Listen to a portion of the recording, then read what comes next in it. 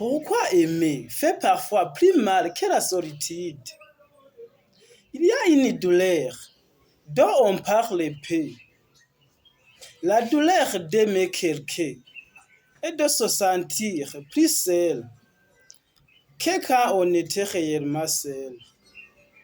C'est un paradoxe cruel parce que la solitude, quand tu es seul, est honnête. Mais la solitude dans une relation est une trahison silencieuse. Tu es avec quelqu'un et pourtant, tu te sens invisible. Tu partages un lit, mais pas tes pensées. Tu échanges des mots, mais pas de vérité. Et ton cœur comprend avant ta bouche. Je suis accompagné, mais pas compris. Et cette douleur est plus profonde que la solitude normale. Parce que tu as goûté à la présence. Et maintenant, tu ressens l'absence. L'absence à l'intérieur. Même de cette présence.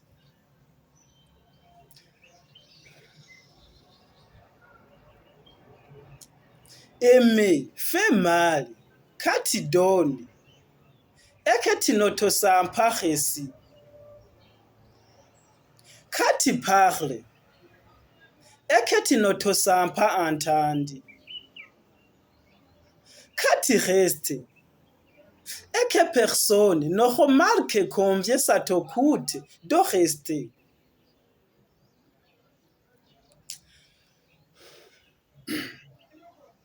L'amour devient douloureux quand il devient un effort constant pour être vu. Tu commences à te demander pourquoi je dois me battre pour une place dans le cœur de quelqu'un qui dit m'aimer. Et cette question use l'âme. La solitude est simple, est un vide, mais l'amour déséquilibré est une fracture. Parce que dans la solitude, tu sais pourquoi tu souffres. Dans une relation, tu doutes. Tu te dis, peut-être que j'exagère. Peut-être que je demande trop.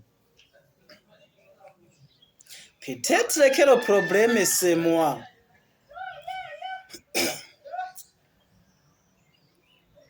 Et lentement, tu remets ta propre douleur en question. C'est ça le vrai danger. Quand tu commences à ne plus faire confiance à tes émotions, il me fait mal. Quand tu espères plus que la réalité donne,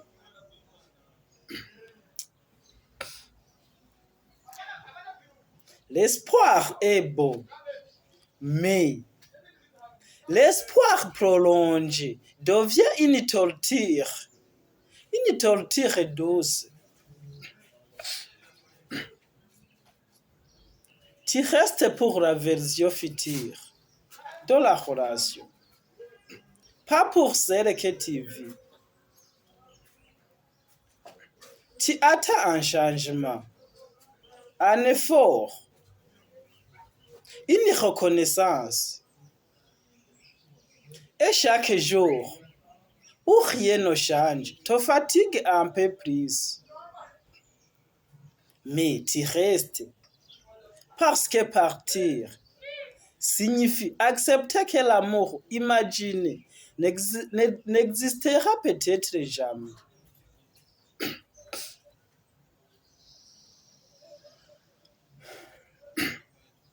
Et accepter ça brise quelque chose à l'intérieur.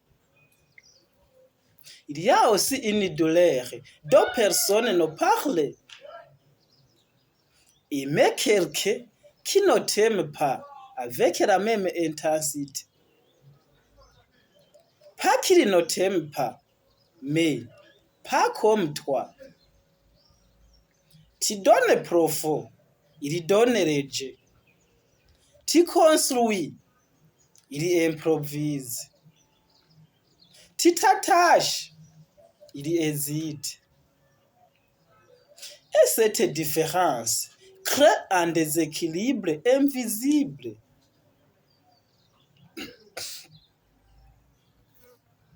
Tu deviens celui qui attend toujours plus d'amour, plus de présence, plus de certitude. Et attendre constamment épuise plus que la solitude. Parce que la solitude ne promet rien. L'amour déséquilibré promet ça livrer. Aimer fait parfois mal parce que l'amour réveille tes blessures anciennes. La peur d'être abandonné. La peur de ne pas suffire. La peur d'être remplacé. Une relation agit comme un miroir. Elle montre tout ce que tu pensais avoir guéri. Et tu comprends alors que l'amour n'est pas seulement doux.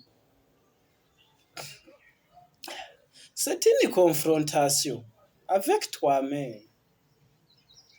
Et se concentrer vraiment.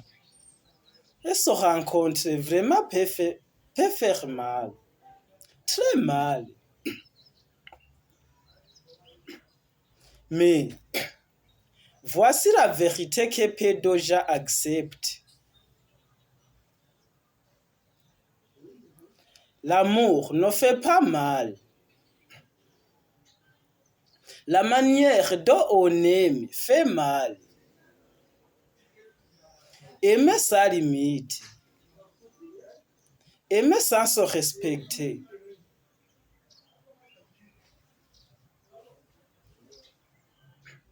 Aimer par peur.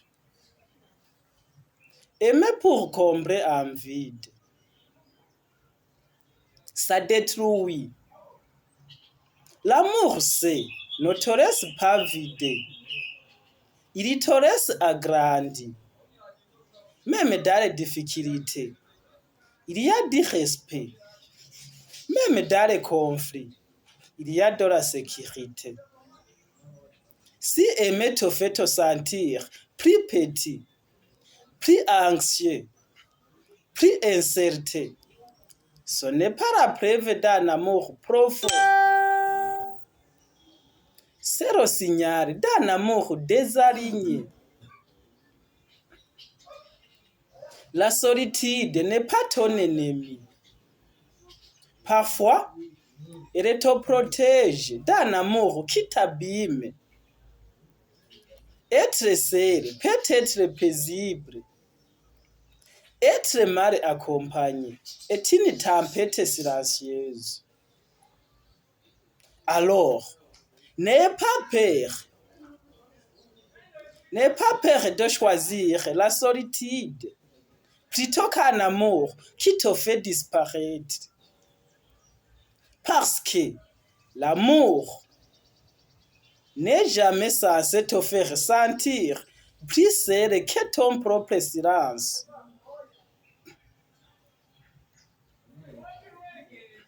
Si ces mots te touchent, écoute ton cœur. Il sait déjà où tu t'opères.